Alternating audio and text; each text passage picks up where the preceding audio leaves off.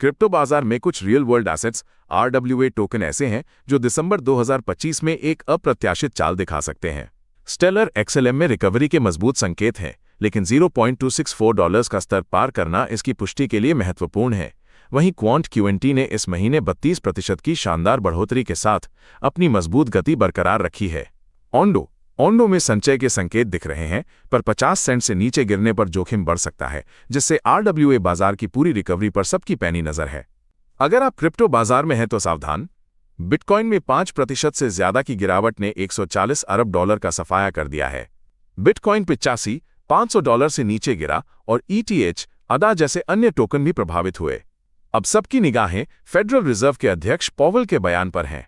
हालांकि फेड द्वारा ब्याज दरें कम करने की 87.4% संभावना है और बिटकॉइन ETF में शुद्ध प्रवाह संस्थागत मांग की वापसी का संकेत दे रहा है।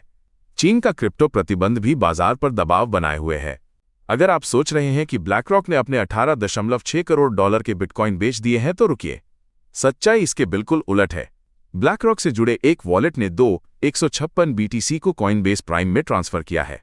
ये कोई आम खुदरा एक्सचेंज नहीं, बल्कि बड़े संस्थागत ग्राहकों के लिए बना एक विशेष सेटलमेंट प्लेटफॉर्म है। क्रिप्टो विशेषज्ञ इसे ETF लिक्विडिटी प्रबंधन, OTC सेटलमेंट या कस्टोडियल रीबैलेंसिंग का सामान्य परिचालन मानते हैं।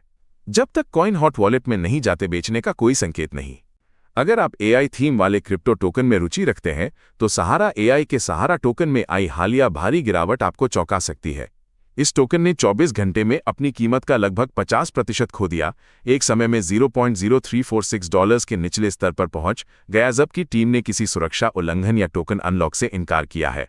बड़े निवेशकों के समर्थन के बावजूद यह घटना AI आधारित क्रिप्टो की अस्थिरता और निवेशक विश्वास की नाजुकता को उजागर करती है, जिससे परियोजना के भविष्य पर सवाल उठ रहे हैं। क्रिप्टो बाजार में एक दिलचस्प मोड़।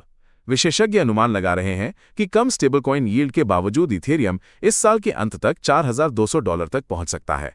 बाजार संरचना में सुधार, दिसंबर में FUSAKA अपग्रेड और एक्सचेंज रिजर्व में 2.11% की गिरावट जैसे कारक इस संभावित वृद्धि को बढ़ावा दे रहे हैं। सेंटिमेंट का विश्लेषण बताता है कि बाजार अभी चरम पर नहीं है और ETH जल्द ही $3,200 तक पहुंच सकता है। साथ ही स्पॉट ETH ETFs में भी महत्वपूर्ण सकारात्मक प्रवाह देखा गया है। क्या आप जानते हैं कि एक मेम कॉइन प्रोजेक्ट ने $27.4 मिलियन से अधिक जुटाए हैं और एक समर्पित लेयर 2 ब्लॉकचेन बना रहा है? लिटिल पेपे LILPEPE नामक ये परियोजना मेम कॉइन के लिए तेज, कम लागत वाला और बॉट प्रतिरोधी लेयर 2 समाधान पेश कर रही है, जिसने सर्टिक ऑडिट भी पास कर लिया है। प्रीसेल के 13वें चरण में $27.4 मिलियन से अधिक की फंडिंग के साथ LILPEPE शिबा इनू और डोकॉइन जैसे स्थापित दिग्गजों को चुनौती देने की तैयारी में है। आम धारणा के विपरीत सोलाना की कीमतें भले ही गिरी हों, लेकिन इसके ऑन चेन फंडामेंटल्स एक चौंकाने वाली कहानी बता रहे हैं। सोलाना में $1.30 बिलियन की नई तरलता आई है। स्थिर कॉइन आपूर्ति 10% बढ़ी है। ये पूंजी अब मीम कॉइन से हटकर रियल वर्ल्ड एसेट्स RWA जैसे मुख्य इंफ्रास्ट्रक्चर की ओर जा रही है।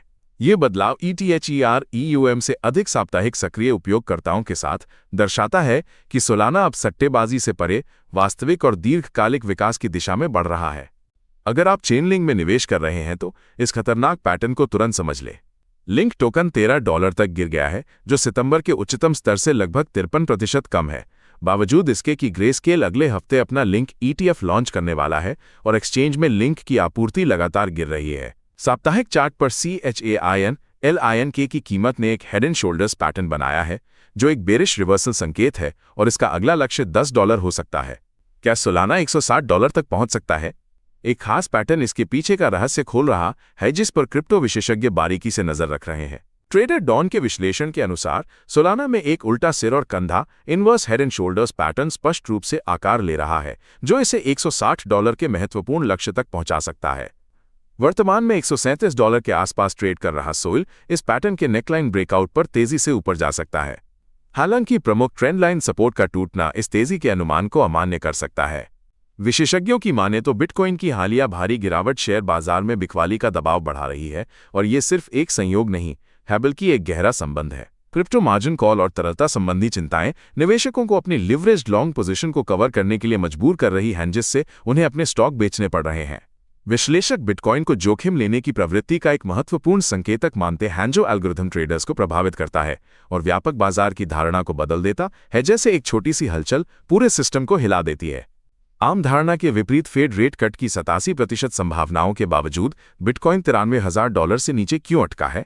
फेडरल रिजर्व द्वारा ब्याज दर में कटौती की 87% संभावनाओं के बावजूद जहां सोना और अमेरिकी शेयर बाजार उछल रहे हैं, वहीं बिटकॉइन $91,000 के आसपास संघर्ष कर रहा है।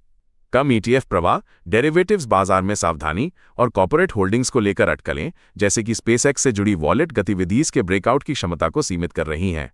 अगर आप डॉजकॉइन ईटीएफ में निवेश करने की सोच रहे हैं, तो ये खबर आपके लिए है। इसके शुरुआती प्रदर्शन ने कई सवाल खड़े कर दिए हैं। ग्रेस्केल और बिटवाइस के दोगे ईटीएफ ने कुल $2 मिलियन का शुद्ध प्रवाह देखा, लेकिन लॉन्च के सिर्फ 2 दिनों में प्रवाह में 80% की भारी गिरावट आई है। ये बिटकॉइन और इथीरियम ईटीएफ के मजबूत प्रदर्शन से काफी अलग है।